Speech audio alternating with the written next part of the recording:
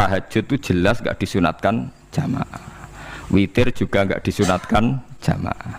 Tapi semua ulama yang bilang tidak disunatkan itu nggak ada yang memfatwakan hak batal kalau berjamaah. Jadi tidak ada yang bilang dikatakan batal kalau jamaah. Cuma tidak disunatkan jamaah. Tapi Rasulullah itu pernah main di salah satu sahabat di waktu duha. Sahabat itu sakit, ingin ngundang Rasulullah, kepengen dalamnya di kenangan nanti tinggi sholat sinten Rasulullah. Ternyata Rasulullah ketika sholat, anak-anak dan istrinya yang sakit tadi ikut jamaah dan Nabi membiarkan. Bahkan Nabi sempat ngatur shaf.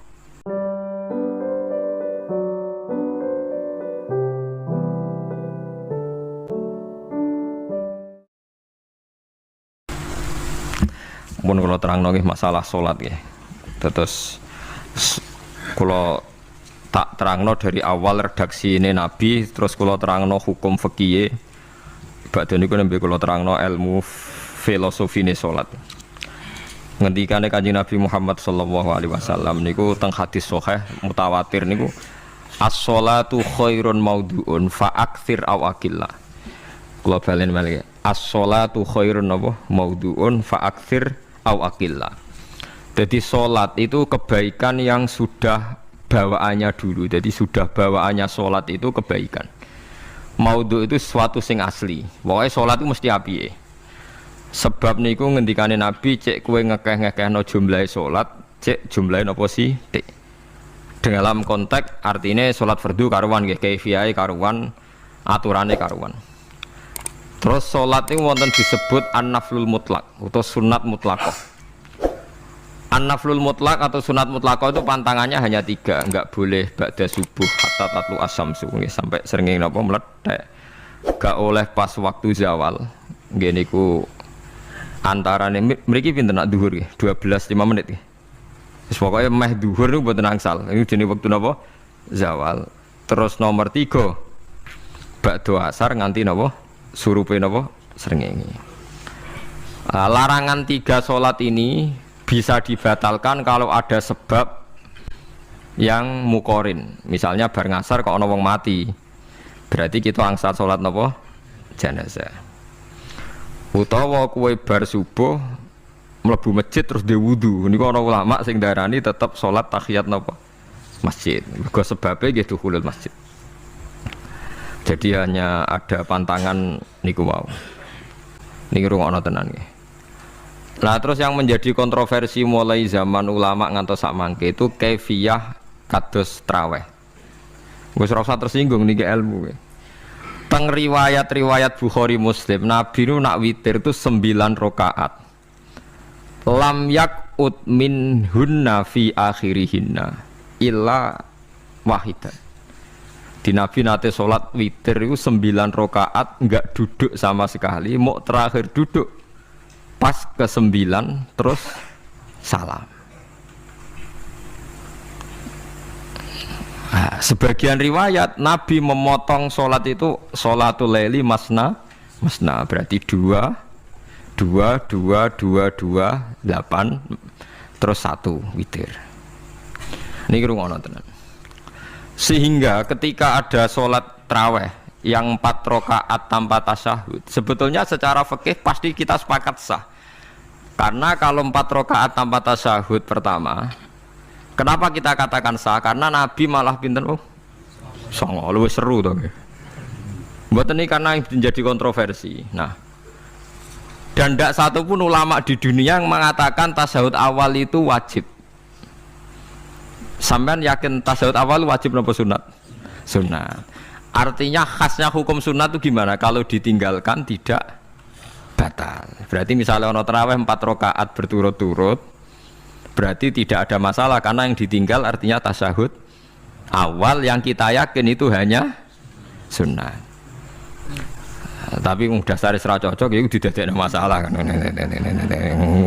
Dalile apa ya? Dalile ra cocok. Lah sing darani masalah padahal darani tasyahud awal iku sunat. Kowe salat zuhur tasyahud awal sunat atau wajib? Sunat. Nak sunat tuh khas ya apa? Ditinggal batal lho ora? Mboten. Tapi nak sing ra cocok ya batal. Hukum ono cocok ra cocok. Mboten iki kula terangno. Nah, Traweh itu yang kontroversi ini teng kitab Majmu' karangan Imam Nawawi. Ya akal-akalane tiang-tiang niku. Kula nganti sakniki kan mboten nate ngimami, tapi nggih tak kandhani imam. Supaya kayak niat ngakali pangeran, tapi pangeran bakali ya ora kena. Ngeten, ini dawuh Imam Syafi'i. Traweh itu kalau terakhir kan pinten 3 rakaat ya. Kan 2 rakaat dulu. Lalu pas 2 rakaat itu pas witir, yang witir kok traweh. Yang terakhir witir 3 rakaat itu 2 rakaat sampai niatnya witir napa-napa? Witir. Setelah 2 rakaat sampean salam ndak? Salam. Itu menjadi sholat teraneh di dunia. Karena kue muni witir tapi jumlahnya 2. Nah, itu sholat teraneh napa di dunia. Nah, terus sampean muni ngene, mboten Gus maksud kula niku 3 tapi lurus sih. Lah berarti kayak kudu nerangno pangeran, kudu kamu pangeran kayak penjelasan. Gusti ini 2 sementara loh, nanti ada. Karena jika Tuhan tidak kamu kasih penjelasan, akan aneh kan disebut witir, tapi rokaatnya 2. Maka kamu harus niatnya Gusti ini cicilan witir. Nah, sehingga jangan kira engkau 2, tapi ini nanti 3. Nah, itu makanya setiap bilalnya atau matinya kan solu sunnatan rakaataini minal witri. Jadi diumumkan sholatlah 2 rakaat, tapi yang 1 paket dengan cicilan witir. Lah itu lucu. Karena Anda sekali bilang itu witir, berarti Anda bohong kan, nyatanya 2 rakaat. Tapi kritiknya Imam Syafi'i ini kan lucu. Imam Syafi'i yang imam kita tuh mengkritik, itu sholat aneh kalau begitu. Sholat tuh kalau sudah salam itu dianggap sholat mustaqillah, sholat yang mandiri. Nggak bisa sholat kok berta'aluk dengan sholat setelahnya. Sholat itu kalau sudah dimulai takbir, diakhiri salam ya selesai dan menjadi sholat yang mandiri. Nggak bisa sholat yang mandiri nih, engkau nasibku ngenteni yang 1 itu iso sholat nggak selesai yo. Selesai. Sebab itu seharusnya witir agak resiko ya 2 rakaat langsung tasahud awal, engkau terus tambah 1 rakaat. Kados mirip maghrib lah, mirip apa? Maghrib. Tapi itu kan masalahnya tidak populer juga. Nah itu. Akhirnya diakali wa shollu sunatan minal witri nggih. Tembriki ono minal witri kan? Itu kalau diterjemahkan salatlah kalian paket witir tapi ganjil sih, paket witir tapi gendep sih. Tapi ini sementara Gusti, tapi kan kita wis bingung. Bingung. Itu cara pangeran yo bingung tenan ngadepi. Nah, makanya itu nak cara kula ya ora usah dijerok-jerokno pokoke ngono iku. Ya dadi barang keliru kadang yo muga-muga sepuro pangeran wis ora usah ngono iku. Dadi nak salat ya nak cara Sayyidina Utsman itu memang beliau bilang 2 rakaat itu berdiri sendiri. Karena salat itu setiap 2 rakaat selesai. Setelah salam itu selesai. Nanti yang witir ya 1 itu. Makanya 2 itu ora usah ana witir-witiran cara Sayyidina Utsman. Muga Nabi dawuh wa autir bi wahidatin. Kemudian salat-salat Anda yang 2 itu ditutup witir. Berarti ya yang salat kedua ya usolli sunatan ya biasa saja nafal mutlak. Enggak usah nyinggung-nyinggung napa? Witir. Nggih. Loh ini penting sekali karena nyatanya ada witir kan? Nyatanya tidak napa? Witir. Lah nanti yang 1 terakhir witir. Ya tapi adatnya ngoten niku. Jadi ini perlu sampean ketahui, salat itu memang banyak masalah di secara fikihnya. Karena tadi kalau sampean niat witir, setiap sudah salam itu kan berarti selesai dan berdiri sendiri. Lah kok suwe-suwe nak rakaat sing terakhir batal lah berarti sing ngarepe melok batal. Mergo sak paket koyo capres mbek napa? Cawapres. Ya ora iso salat kok ono. Ah itu paham ya. Terus niku kaifiah salat. Di sampean memang akal-akalan tenggene witir pun bener solu sunnatam minal witri rakaataini. Dadi niku rontok bener ya rontok ngawur dadi ngawurnya itu tadi wong salat iku mustaqillah setelah ditutup salam selesai kok bergantung. Hanya nasib 2 ini kan bergantung setelahnya kan. Mana ada salat kok sudah ditutup berkaitan. Mulane kula niku nak witir ya ora tau tak niati witir. Wong kula ora cocok mbek pengumuman niku ora pati cocok. Dadi kula tapi kan kula makmum. Ora melok dihisab kan cara salah yes. Usolli sunatan anut imam teng ati kula pun sesuai. Nah, ame salah ya malah salah, nek bener ki melok napa? Bener. Tepak-tepakan wonten mawon. Jadi kula niku wong alim fikih tapi paling tersiksa mergo kalah mbek adat, nggih kalah mbek napa? Adat. Ya piye? Nentang adat ora apik. Jare Nabi kono umume wong ya melok umume wong. Nek wong bento ya melok napa? Bento.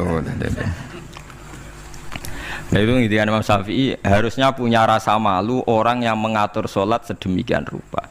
Sebetulnya sholat itu niatem salah lah, kelira-keliru lah. Wong sholat itu wis apik, ora usah detail-detail napa niat. Lalu dari Imam Syafi'i kowe mlebu masjid niat duha ya untuk tahiyat masjid, niat tahiyat masjid nek waktu duha ya untuk duha. Karena wis barang apik, piye-piye tetep apik. Ngono, dadi ora usah ribet-ribet niat ngono bae wong barang apik. Paham ya? Tapi kan sederhana kan sebenarnya kita tidak perlu bulat, tidak perlu apa bulat. Paham ya? Terus ini penting. Nah, terus yang ketiga masalah kesunatan jamaah dan tidak. Ini kalau terang detail. Menurut hukum fikih tahajud itu jelas gak disunatkan jamaah. Witir juga gak disunatkan jamaah.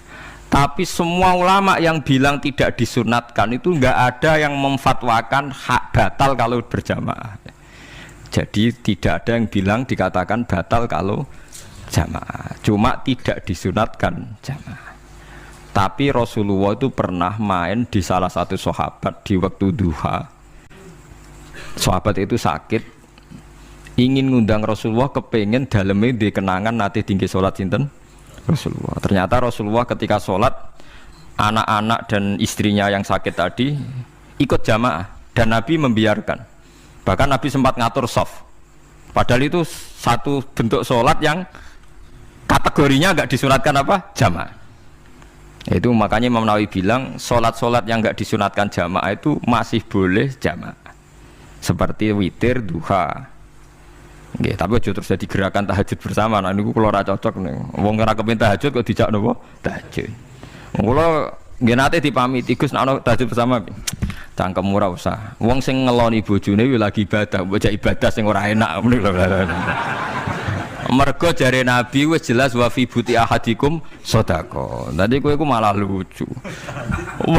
Wis ibadah kok bocah apa? Ibadah. Jadi sing ngeloni, lho ngeloni ra kudu ngeloni bojo, ngeloni anak iku ya napa? Ibadah. Takokno ruhen. Nak ngeloni bojo gak di masa depan ngeloni apa? Anak. Ngeloni anak nggih napa? Ibadah. Ning omah njaga anak bojo timbang dhewean nggih napa? Ibadah. Mulane kula nu rapati cocok nek ana tahajud bersama. Oleh tapi aja dadi gerakan. Nak sing pun nglampahi nggih monggo. Sing umate seneng nggih monggo, itu tetap baik. Tapi baiknya bergantung sejauh mana ini tidak dimasalkan. Sekali dimasalkan tetap tidak napa baik. Karena nanti punya akibat yang sedang baik diajak baik yang lain, dari baik nikmat menjadi baik gremeng itulah itu perkara kan. Hanya orang kan sepakat kan nak ngumpuli bojo ibadah. Kabeh ulama sepakat kan. Dan itu penggemarnya banyak. Terus dijak ibadah yang penggemarnya sedikit. Dasar imamnya ra cocok. Lah itu kan resiko agama dikomentari kan tinggi. Makanya tidak usah dimasalkan. Sing kelon ya keben, sing turu gitu apa? Keben karena turu ki ibadah kan. Turu niku mari ra maksiat. Wong zina mergo apa? Mergo ora turu. Wong maling mergo ora turu. Wong ngrasani wong mergo ora turu. Mulane kula nate cerita teng ngaji niki ana ulama wali.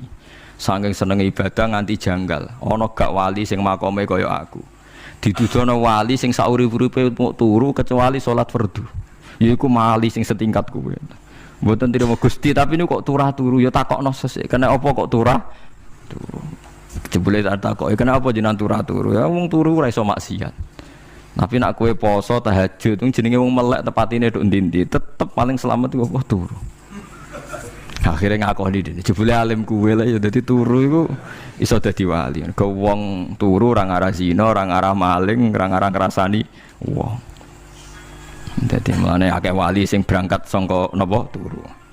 Mulane Ashabul Kahfi iku wali sing kramate iku turu suwi. Mergo turu iku nak tepak. Niku iso dadi napa? Wali. Mulane kenapa keramat Ashabul Kahfi napa? Turu. Tapi aja tiru. Lha iki cerita ilmu, dari ilmu ora kudu mbok setujoni niki ilmu. Difaham ya dados Kulo piyambak pribadi belum pernah tahajud jamaah sama istri saya. Kulo piyambak jarang tahajud. Tapi memang saya beritahu kalau sholat yang kesunatannya itu tidak jamaah, sebaiknya jangan dipaksakan jamaah. Karena kadang fadilahnya disirron. Kalau balik ini malah seperti sodakoh. Kalau zakat wajib itu sebaiknya diumumkan supaya orang tahu bahwa dia sudah melakukan kewajiban. Tapi kalau zakat tidak wajib sebaiknya sirron, sebaiknya rahasia. Begitu juga sholat jamaah itu kenapa baik di sholat fardu? Karena kalau yang tidak jamaah kan dikira dia tidak sholat. Makanya kesunatannya sholat fardu napa jamaah. Tapi selalu potensi riya, sum'ah, pamer itu ada, sehingga ada sholat yang dari awal didesain supaya tidak kelihatan orang. Yaitu sholat nggak usah berjamaah. Plus baik di rumah. Semua ulama ijma sholat sunat itu baik di rumah apa di masjid? Di rumah. Di rumah, di dalam kamar sama di kamar tamu, ruang tamu baik di dalam kamar. Bahkan Nabi nyebut sholat fiko ibaitiha di kamar paling dalam.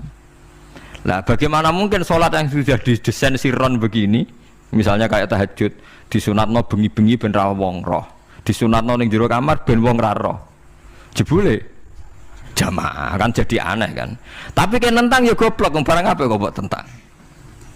Ya tapi kowe tenanan ya goblok kok ora sunah Nabi gitu, Pak.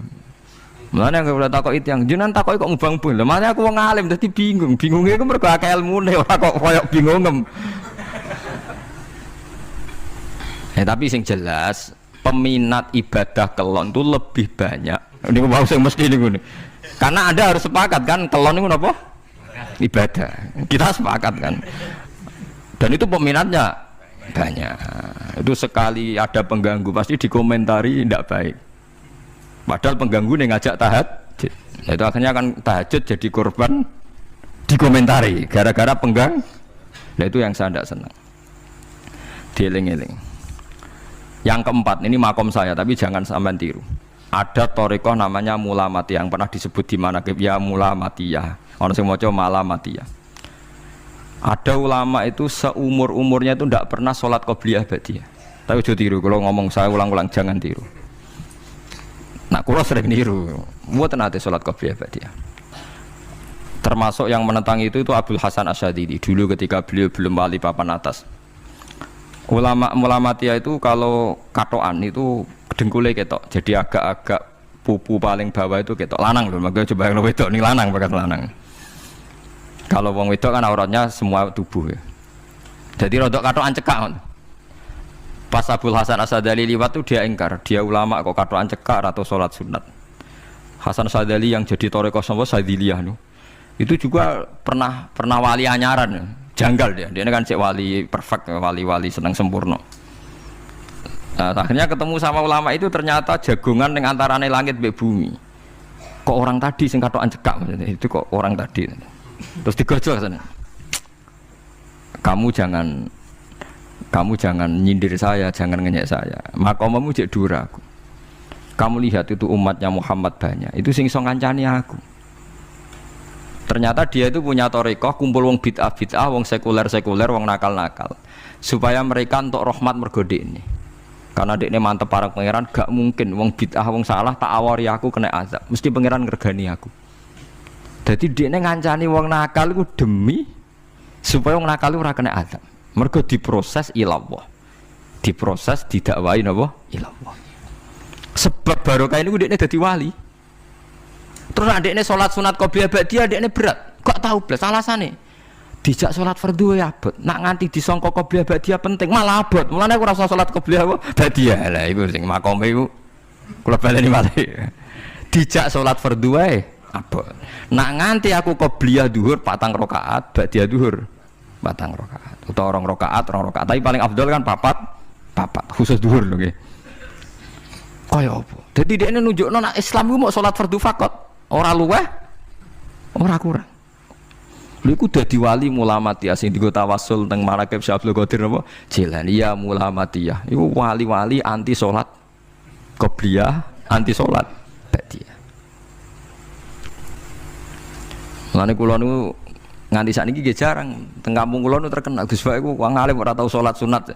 Ya anggere wong narukan salat sunat kabeh aku malah ora, tapi nek ora kabeh aku tak salat ta. Pokoke sementing ku Ya penting beto. Penting beto. Ya alasannya masuk akal. Alasannya masuk akal. Maka itu Abdul Hasan Asy'adzali pernah juga diingatkan wali-wali yang lebih senior. Begitu juga Abu Yazid Al-Bustami. Beliau juga pernah dipermalukan wali-wali agak preman. Tapi itu cerita wali, sampean harus percaya karena ini cerita ilmu hal. Abu Yazid itu seorang wali besar, makanya kan masyhur banyak santri namanya Bustami itu dulu tafal sama Abu Yazid Al-Bustami. Itu dia wali, ya wali Menara Gading, dia yang ngajar di pondok awalnya begitu ngajar, pokoknya jadi wong saleh. Niki cerita, sing cerita kula nggih kiai-kiai. Cuma nak cerita niki kula ora roh referensine, tapi kula nate diceritani. Nak sing tadi saya tahu kitabnya. Jadi fair secara akademik sing wau kula roh kitab. Nah niki jari cerita. Tapi kula percaya karena saya tahu padanannya, tidak sepersis itu tapi tahu padanannya. Dia itu mimpi, ya Allah saya ini nanti di surga bersama siapa? Saking yakinnya dia soleh, jadi mantep papan atas, gak pantas ono sing baturi dekne napa ning swarga. Mbek pangeran dijawab, wis ngono mbek Ruhin gitu. Ternyata si Ruhin ini yang ditunjuk di mimpinya itu orang yang kumpul wong mabuk-mabuk di warung mabuk, warung flare, warung. Terus dia ke situ tanya Ruhin yang lain nggak ada ya keriting ndak itu ya semuanya orangnya itu tok itu ngelek keriting ndak semuanya itu tok. Tanya-tanya nggak ada yang lain terus. Mosok wali kancaku kok awor wong-wong napa mabuk. Dia akhirnya balik kanan. Wah, nak ngono ngipiku kok setan. Terus dicetok be wali tadi. Ya Aba Yazid, ya betul, memang teman kamu di surga itu saya. Padahal ndak ngomong apa ya, memang tiba. Ya betul, memang teman kamu di surga itu saya aja. Wah, ya wali tenan maksudnya. Terus ditanya, kenapa kamu berteman orang-orang mabuk itu? Dinya apa? Cangkemmu sing darane aku kancanan sopo. Aku iku ning gone warung mabuk mau ngombe banyu putih. Nak kancaku do mabuk aku orang banyak. Iku ape tak tobatno, sing separuh wis ning masjid, saking nyabariku ngancani, tapi aku ngombe banyu putih. Sing separuh tugasem engko. Senengane nyalahno wong. Waduh. Wali biasa kumpul santri kon nobatno preman. Mergo mangkel dene disalahno Abu Yazid sing separuh tugasem. Mergo sing separuh tak tobatno, saiki ning masjid serane warung ya. Abu Yazid ya rada meriang tapi wong piye ditantang ngono, ndekne wali tenan. Mau ngetokno waline dene, ya Allah nak pancen kula waline jenengan tenan. Wong sing roh wajahku kudu tobat Gusti. Akhirnya Abu Yazid ngetokno waline, ora umatem kon delok ora iku, nak ora tobat aja diundang Abu Yazid. Wah, itu dekat wali. Akhirnya, hei umatku, hadza Abu Yazid. Iku Abu Yazid wali wah. Delok wajah itu. Didelok wajah langsung tobat. Nah, makanya ini dua beliau itu akhirnya berteman apa di surga. Ya kan milih wali sing kayak Abu Yazid atau sing. Nah menurut saya cerita ini penting supaya anda sing biasa ning warung ada kemungkinan itu lah. Maksudnya penting kan itu. Artinya berhusnudzon mbek wong ada potensi itu. Lho nggih, sampean tak ceritani di Yaman itu ada para habaib Maulad Dawilah. Maulad Dawilah itu termasuk habib yang kastanya sepuh. Itu Sayyid Umar Hafid itu sering main di sana di kampung Maulad Dawilah. Niku nggih modele nggih mboten nate salat sunat. Yang maghrib, badhe maghrib jagungan sekedap. Kinten-kinten di 10 menit terus salat Isya. Kinten-kinten cara mriki nggih 6:04. Jadi Sayyid Umar nggih mau gedhe-gedhe tok tapi habib sendiri gitu. Mboten ngenteni waktu Isya. Anggere takoki ya, jenengan habib ndak bedui pokoknya kita bedui.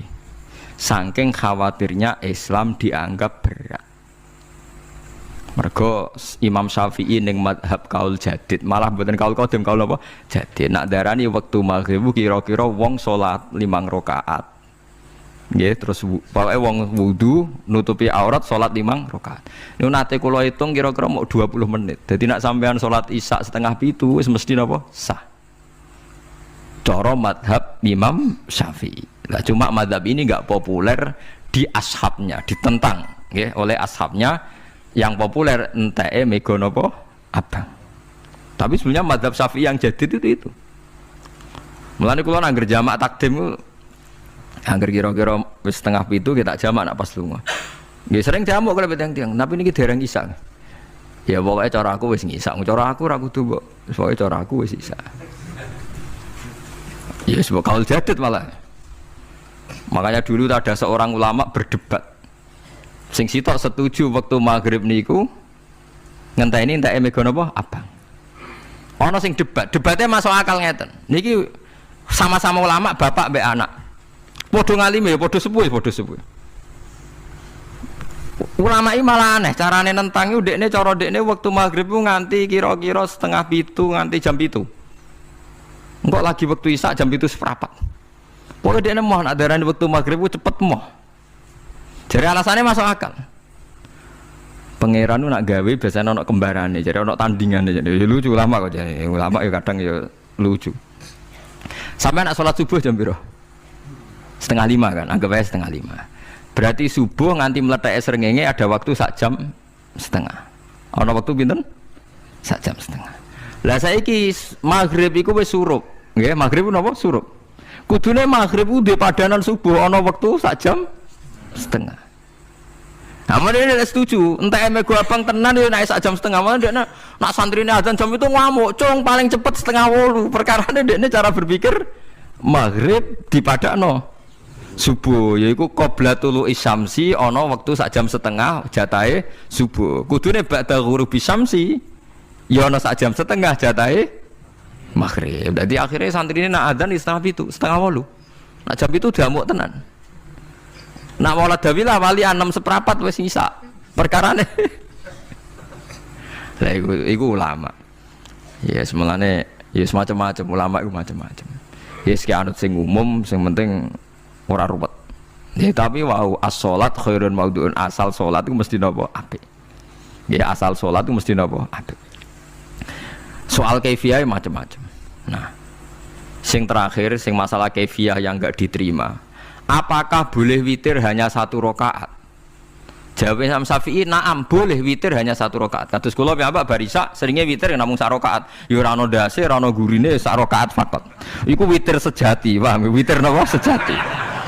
Wah, mergo ora nganggo 3 rakaat yang 2 kan masalah kan? Ono nyicil napa? Nyicil napa? Witir. Jadi kalau tak akaligus kenapa nak witir sitok? Lah aku nganggo witir model piye wae ketoke ora sejati gak? Witir napa sita.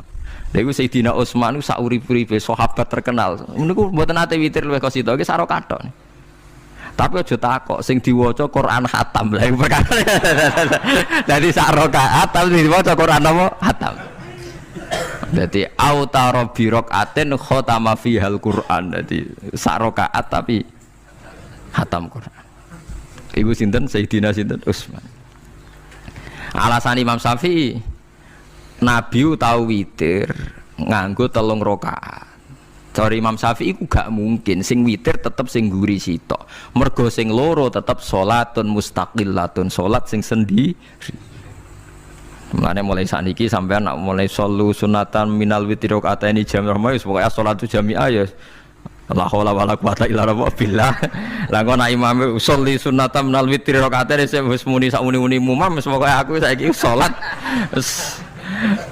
karena aneh secara fikih aneh bagaimana mungkin sholat yang sudah disalami ya punya status kan sholat saya gantung sholat setelahnya lalu gunanya salam menutup untuk apa? Masa assalamualaikum sementara Gusti ini masih ada ya disalami umpama kowe ngentut ya salate sah umpama aurate kebuka ya sah mergo wis bar. Paham ya? Jadi sholat itu ora iso. Jadi mulane jadi kontroversi. Tapi ya apik bantah-bantahan sholat ya apik, bantah-bantahan barang apik. Jadi bangke bantah-bantahan iki ayundi malah perkara kan. Malah mari fitnah. Ya ada bantah-bantahan perkara napa? Sholat. Jadi ulama iki macam-macam. Jadi sing terakhir kula terangno tentang filosofi sholat. Di kula suwun sing ngaji kula sing seneng kula senajan to donga iftitah mboten wajib. Tapi nanti kesempatan kedah diwaca karena ndak ada riwayat yang mengatakan ulama pernah meninggalkan itu. Senajan to sak kadar. Terutama pas napa inna sholati wa nusuki wa mahyaya wa mamati lillahi rabbil alamin. Itu salatku, ngibadahku, matiku, uripku namung kersane Allah. Utawa namung kangge Allah. Karena ini menjadi filosofi sing dadekno salat mari ahlil jannah. Jadi kita nak salat mesti ahlil jannah. Wong qad aflah, teman-teman bejo wis mesti bejane. Sampeyan ora usah wedi suul khotimah. Niku waswase setan. Mboten enten suul khotimah. Setan niku wis keliru, semua meden-meden itu. Nak setan percaya suul khotimah ikon gawe suul khotimah. Mulane kula anggere wedi suul khotimah omongan kula setan. Tan setan nak pancen aku mbok weden-wedeni suul khotimah yo gawe wae aku ben suul khotimah. Aja meden-medeni tok. Dan kowe ketok dadi pangeran. Kowe dhewe ora siap dadi pangeran. Ya ora pangeran kok meden-medeni aku. Jadi setan memang harus dididik, kudu diancam, paham ya? Mulane kula ana kiai pemuja setan kula ora seneng setan godane ngene kiai ra mesti selamat, wong top-top ra mesti selamat. Itu namanya memuji setan karena dia nganggap setan itu luar biasa. Setan kudu mbok prekno, mbok anggap gagal. Tahan setan cek goblok, kemke meden-medeni aku suul khotimah aku tetap salat. Berarti kowe gagal. Karo dene nek kowe kepengin menungso sesat kabeh ya sesatno wae ora usah meden-medeni jare kowe kondang kok trimo mok ngono-ngono tok ae. Bedanya ya roh tingkat kegagalannya, paham nggih? Jadi setan harus dididik bahwa dia juga sering gagal. Setan kan ingin manusia enggak sholat semua kan, zina semua, maling semua. Ternyata kita enggak maling, yang sholat juga banyak. Itu kan berarti tingkat kegagalan apa? Setan. Lagi kita